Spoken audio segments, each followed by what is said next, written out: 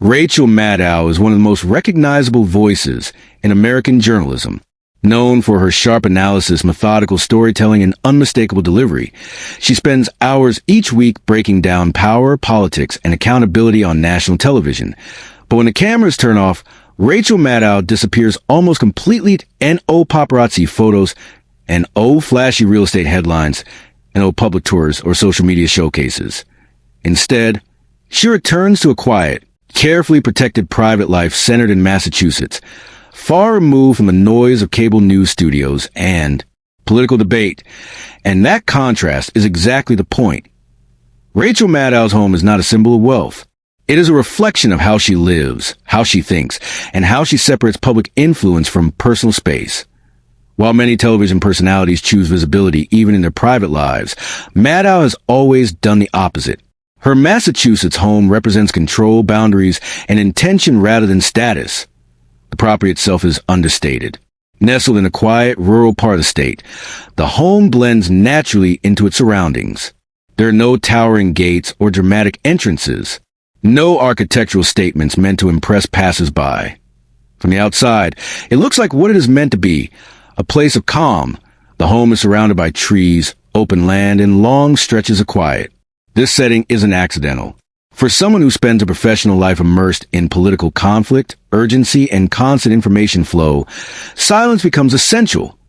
Inside, the design reflects the same philosophy. Nothing about the space is excessive. The rooms are functional, comfortable, and deeply personal. Natural light plays a major role, with windows positioned to bring the outdoors in rather than shut out. Books are everywhere. Journalism, history, politics, biographies, and research materials fill shelves and surfaces. This is not decoration. It's evidence of a mind that never stops working, even in rest. The home serves as both refuge and workspace. Rachel Maddow is known for her obsessive preparation. Each episode of her show is built on weeks of research, careful sourcing, and long-form narrative construction.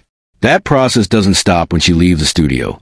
Her Massachusetts home includes quiet areas designed for reading, writing, and thinking.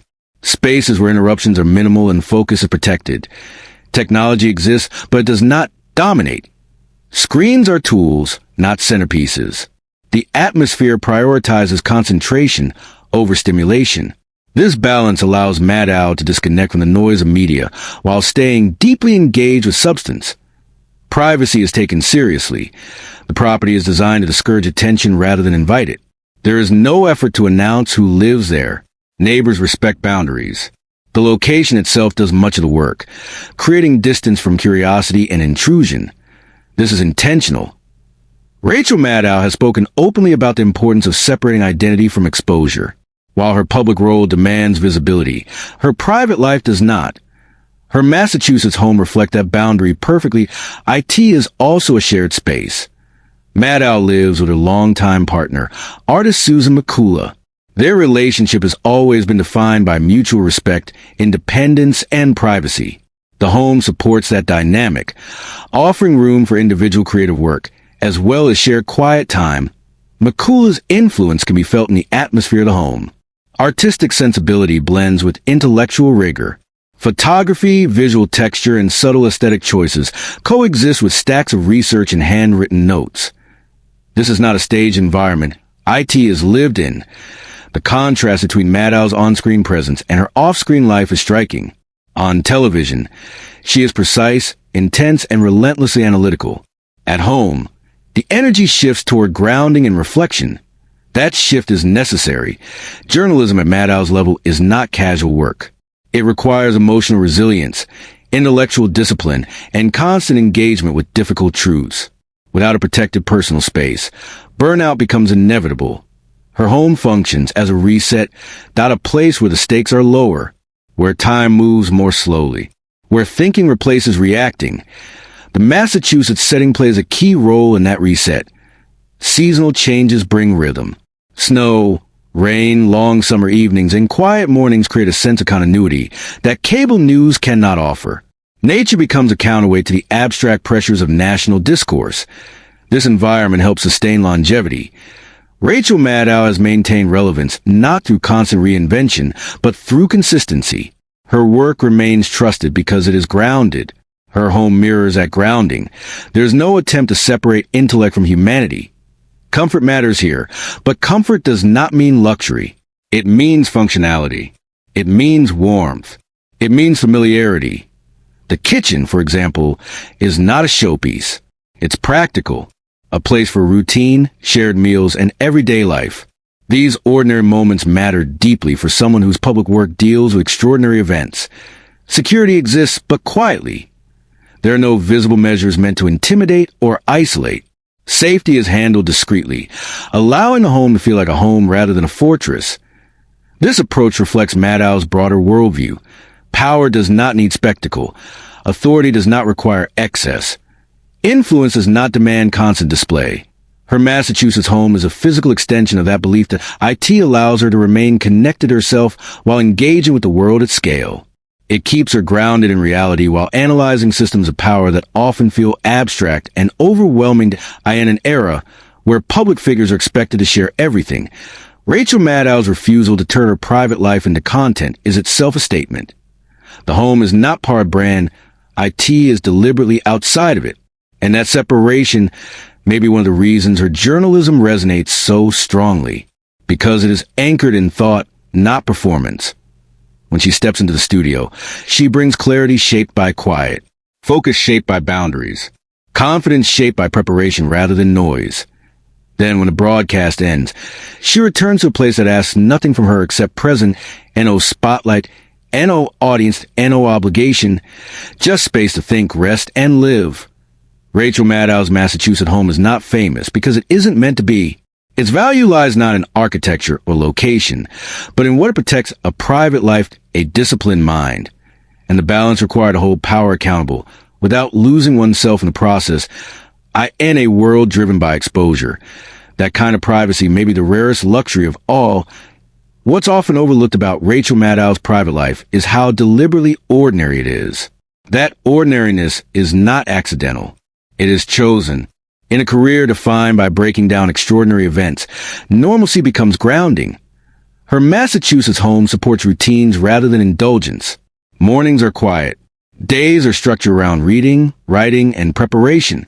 Even downtime is intentional, often spent away from screens, allowing the mind to reset after absorbing relentless streams of information. This separation between public urgency and private calm protects clarity. Unlike many media figures who blur the line between persona and personal life, Maddow keeps that line firmly drawn. She does not live inside the news cycle. She visits it, analyzes it, then steps away. Her home makes that possible. There's also a sense of permanence to the space. This is not a temporary retreat or a secondary residence meant for escape. It is a long-term anchor, a place that grows familiar over time, accumulating memories rather than headlines. That stability matters. Journalism is unpredictable. Public opinion shifts. Political climates change. But a stable home environment creates continuity when external forces are chaotic. It allows focus to remain on substance rather than survival. Friends and visitors describe the atmosphere as warm, thoughtful, and unpretentious. Conversations are deep but relaxed. There is no sense of performance. No pressure to impress. The space encourages authenticity rather than attention. This is reflected in how Maddow speaks about her work. She often emphasizes responsibility over fame, accuracy over speed, and understanding over outrage. Those values are reinforced daily by the environment she returns to after each broadcast. Her Massachusetts home is not designed to inspire envy. IT is designed to sustain purpose. And that may be the most revealing detail of all. Because in an age where visibility is currency, choosing privacy is a form of independence. Choosing quiet is a form of control. Choosing a grounded life is a way to protect the integrity of one's work. Rachel Maddow's journalism is sharp because her life is balanced. Her analysis is clear because her space is uncluttered. Her voice carries weight because it is not constantly amplified by self-promotion. The home does not compete with the work that IT supports it. And in doing so, it reveals something deeper about influence in the modern world. Sometimes the strongest voices are sustained not by noise but by silence, not by exposure but by restraint, and not by spectacle but by a place that simply allows you to be human when the world expects you to be everything else. And remember this, Influence doesn't always live in the spotlight. Sometimes it's built in quiet rooms, far from cameras and applause. While the world sees sharp commentary and public authority, real strength comes from boundaries, discipline, and the ability to step away when the noise gets loud. This isn't about fame, it's about focus. If you want more stories that go beyond headlines and into how power, influence, and clarity are actually sustained, subscribe to Empire Insight, like the video, and turn on notifications. Because the most revealing truths aren't always shouted, they're lived. See you in the next Insight.